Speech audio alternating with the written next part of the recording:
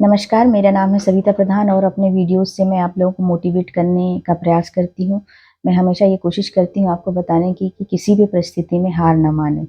जैसे कि आपको मैंने पहले अपने 2 एपिसोड में प्रीलिम्स और मेंस की जर्नी के बारे में आपको बताया, उसी तरह से मैं आज आपको अपने इंटरव्यू के पड़ाव के बारे में बताऊँगी कि मैं कैसे इस पड़ाव को भी पार कर गई। देखिए, जैसे कि मैंने पहले एपिसोड में आपको बता रखा है कितनी तरह की परेशानियाँ मेरे साथ में थी, सामाजिक, मानसिक रिश्तों को लेकर के, आर्थिक, जिस तरह की भी परेशानी आप समझ सकते हैं, वो सारी परेशानियाँ मेरे साथ में थी। मैं कहीं से फाइनेंशियल स्टेबल नहीं थी, कोई मेरे पास में सपोर्ट सिस्टम नहीं था, मेरे पास बहुत ज़्यादा कोई बड़ा एजुकेशन नहीं था, कोई कोचिंग नहीं थी, कोई गाइडेंस नहीं था।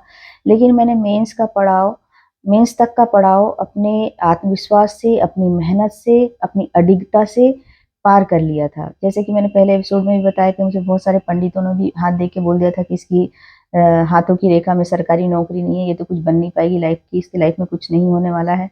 और मैंने उन लोगों को भी ये जवाब दिया था कि मैंने इतनी मेहनत की है कि अगर इन हाथों की रेखाओं में नहीं भी होगा, तो अब भगवान मेरी मेहनत को देख के मेरी किस्मत में ज़रूर मेरी सफलता लिख देंगे। और मैं ऐसे लोगों से दूर होती गई, जो नेगेटिव बातें करते थे, मुझे हतोत्साहित करते थे। देखिए, इस जर्नी में बहुत सारी चीज़ें साथ चल रही थी, मेरी पढ़ाई के साथ मेरी रिस्पॉन्सिबिलिटीज़ 2 बच्चों की, सामाजिक ताने, सामाजिक बहिष्कार जैसी स्थिति और आर्थिक परेशानियाँ। और मेरे साथ मैंने मेंस के एपिसोड में आपको बताया मैं किस तरह की शारीरिक परिस्थितियों से भी जूझ रही थी, कितनी बुरी तरह से मैं बीमार थी और कितना मैं संघर्ष अपने मानसिक स्वास्थ्य से लेकर के शारीरिक स्वास्थ्य तक का कर रही थी। लेकिन इन्हीं सब के चलते-चलते अपनी मेहनत, अपनी अडिगता, अपने आत्मविश्वास और ईश्वर की कृपा से मैं इंटरव्यू के पड़ाव तक पहुँच गई। इंटरव्यू इंदौर में होने वाले थे और अब बताती हूँ मैं आपको कि मेरे पास में इंदौर जाने तक के किराए के पैसे नहीं थे। हमने जैसे-तैसे करके कहीं से मेरी माताजी ने, मेरे पिताजी ने किराए के पैसे का इंतज़ाम किया। अब किराए के पैसे का इंतज़ाम तो हो गया, रहने की कोई व्यवस्था नहीं थी क्योंकि इंटरव्यू के लिए मुझे बस से जाना था, तो ऑब्वियसली मुझे 1 दिन पहुँचना था और फिर 1 दिन इंटरव्यू देती और दूसरे दिन मैं निकलती तो तीसरे दिन पहुँचती, मतलब मुझे 3 दिन रुकने का इंतज़ाम आने-जाने का चाहिए था। तो हमारी एक दूर की रिलेटिव बुआ जी थी, उनसे हमने संपर्क किया और उन्होंने कहा कि हमारे घर में आके रुक जाओ। देखिए, आप कोई प्रयास करते हैं ना, तो कोई ना कोई ईश्वर के रूप में आपकी मदद करने के लिए आ जाता है। जैसे कि मैंने कहा, विलियम्स के टाइम मैंने जब घर छोड़ा, तो मैं अपने कज़िन्स के घर में उन्होंने मुझे रहने दिया। मेंस के टाइम में मैंने उनके साथ कैसे किया, किस तरह से मैंने संघर्ष की, मुझे किताबें कैसे मिली। जब आप किसी चीज़ को शिद्दत से चाहते हैं, उसमें जुट जाते हैं, कड़ी मेहनत करते हैं, तो ईश्वर किसी न किसी को माध्यम बना के आपकी लाइफ़ में भेजते हैं और आप उन चीज़ों को पार करते जाते हैं। बस ज़रूरत होती है आपकी शिद्दत की, आपकी मेहनत की। तो मेरी शिद्दत रंग लाई, हम उन बुआ जी के घर में पहुँचे और वहाँ भी बहुत सारे लोग, मैं बताऊँ इन सब बातों को शायद मुझे सोशली बताना चाहिए, नहीं बताना चाहिए, पर मुझे लगता है बहुत सारे सिविल सर्विसेज़ के जो एग्ज़ाम दे रहे हैं, उनको मैं बताऊँगी कि दलाल भी वहाँ पे इंटरव्यू बोर्ड के आगे घूमते रहते हैं, बहुत सारे मैसेज करवाते हैं कि हम आपका करवा देंगे, आप इतने पैसे दे दीजिए, हम इंटरव्यू में करा देंगे। मैं सच बताऊँ, ये सिर्फ़ दलाल लोग होते हैं जो ब्लैकमेल करते हैं, उन्हें पता होता है कि इंटरव्यू में 3 में से 1 बच्चे का सिलेक्शन होने वाला है, हो गया तो ठीक है, वरना आपके पैसे खा के भाग जाएँगे। तो इस तरह के लोगों के बीच में आप कभी ना पड़ें, अपनी मेहनत पे, अपनी ईमानदारी पे भरोसा रखें। मुझे भी इस तरह के ऑफ़र आए, मैंने कहा भाई देखो, मैं तो पहली बात तो मेरे पास कोई पैसे नहीं है और होते तो भी मैं नहीं देती। मैंने इतनी शिद्दत से पढ़ाई करी थी, इतनी मेहनत से पढ़ाई की थी कि अगर मैं असफल भी होती, तो अगली बार मैं एग्ज़ाम देती तो मेरी सफलता के प्रतिशत और बढ़ जाते, क्योंकि मैंने इतनी तैयारी कर रखी थी।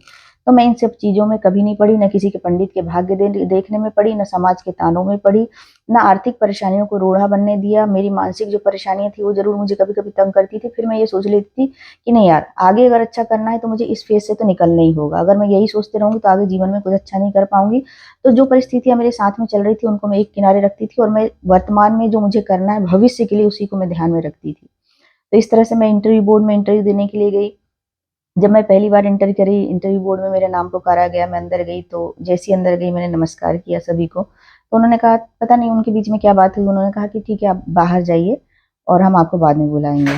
तो मैं थोड़ा डर गई कि कैसे मतलब मुझे बाहर कर दिया तो कोई प्रॉब्लम तो नहीं है, कुछ तो नहीं है, इस तरह से मैं डर गई।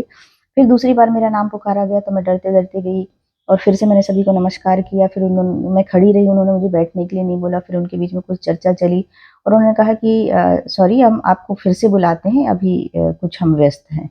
मैं फिर से बाहर निकली। मैं सच बताऊँ, ऐसे मैंने लाइफ में कोई इंटरव्यू नहीं दिया था, किसी तरह का कोई एग्ज़ाम मैंने दिया नहीं था इस तरह का बड़ा। तो मैं बहुत सहम गई, डर गई। मुझे लगा मेरे बारे में ही चर्चा कर रहे हैं, मेरे एंट्रेंस में कोई गलती है या मेरे बायोडाटा में कोई गलती है या मेंस में कोई प्रॉब्लम थी जो रिज़ल्ट में गलती होगी। मतलब तरह-तरह के विचार मेरे मन में आने लग गए। मैं जो कॉन्फिडेंस लेके गई थी, वो कॉन्फिडेंस मेरा लगभग खत्म होने लगा। जब तीसरी बार उन्होंने मुझे बुलाया, तो मैं दरवाजे में गई, नमस्कार किया और मैंने कहा, सर इस बार अंदर आना है या नहीं आना? पता नहीं उस समय मेरे अंदर कहाँ से कॉन्फिडेंस आ गया। मैंने इंटरव्यू बोर्ड के सामने कहा कि सर अब मुझे अंदर आना है या नहीं आना है? तो वो लोग मुस्कुराए, बोले आइए आइए बैठिए। बैठी मैं, और कुछ समसामयिक प्रश्न, कुछ मेरे विषय से लेकर के जो कि लोक प्रशासन और समाज शास्त्र थे, और समसामयिक प्रश्नों के साथ में मेरा इंटरव्यू बहुत ही अच्छा हुआ। कुछ प्रश्नों के मैं जवाब नहीं दे पाई, जिसके लिए मैंने क्षमा माँगी कि इस बारे में या तो मुझे ज़्यादा नहीं पता है या बिल्कुल भी नहीं पता। स्पष्ट रूप से मैंने ईमानदारी से जवाब दिया। मैंने कभी इंटरव्यू बोर्ड को घुमाने की कोशिश नहीं करी, विषय से भटक के जवाब देने की कोशिश नहीं करी, विषय पे बनी रही।